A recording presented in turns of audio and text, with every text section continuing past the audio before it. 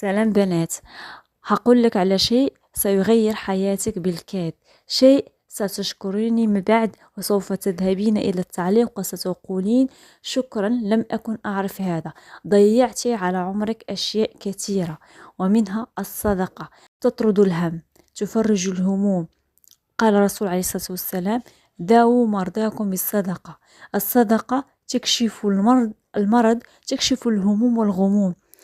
الصدقة أثرها عجيب، حتى أن الشخص الذي يتصدق كثيرا فإنه يستظل بظل صدقته يوم القيامة، تجلب الأرزاق. لأن الله سبحانه وتعالى في قرآنه قال، وفي كتابه العزيز قال، يعني الله يخلف الصدقات، يخلف الرزق، يعني يبارك فيه، يجعله مضاعف أضعافا متضاعفة.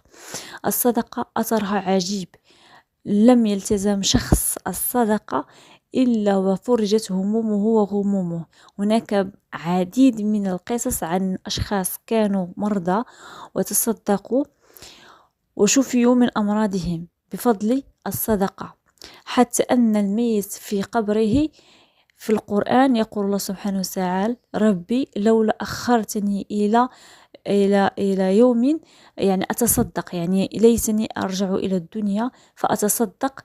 يعني الصدقة لو لم يكن أثرها عجيب لما كان الميت يقول: يا ربي لو رجعتني إلى الدنيا حتى أتصدق. يعني أن الصدقة لها أثر عجيب. كل الأدلة تدل على أن الصدقة لا يستهان بها، وهي عبادة من العبادات، فهي مثل الصوم، مثل الصلاة، فهي عبادة من العبادات. ولكن الكثير يغفل عن هذه العبادة، إنها عبادة منسية وأثرها عجيب، وتغير أمور وتفرج الهموم. أثرها عجيب على الشخص. لا تنسوا أن تتصدقوا، لا تنسوا أن تخرجوا من مالكم وتتصدقوا. حتى الله سبحانه: تصدقوا ولو بأي شيء عندكم. لا تلزم الصدقة صاحبها بالمال فقط. أي شيء لديك منه الكثير تصدقي منه. لديك مثلا شيء جاءك، مثلا الحبوب، تصدقي منها. لديك علم، تصدقي بذلك العلم. لديك أي شيء، لديك أي شيء كما كان، ولو تبسمك في وجه أخيك فهو صدقة. أي شيء، مثلا كف الأذى عن الطريق فهو صدقة.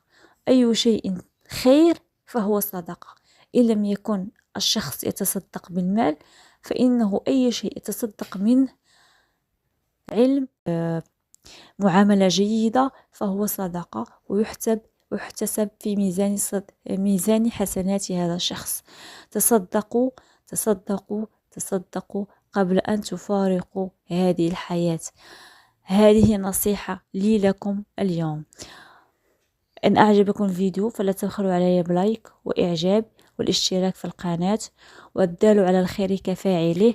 انشروا هذا الخير، لأن أي شخص سيتصدق سيكون في ميزان حسناتكم. وما توفيقي إلا بالله، عليه توكلت وإليه أنيب، والسلام عليكم ورحمة الله.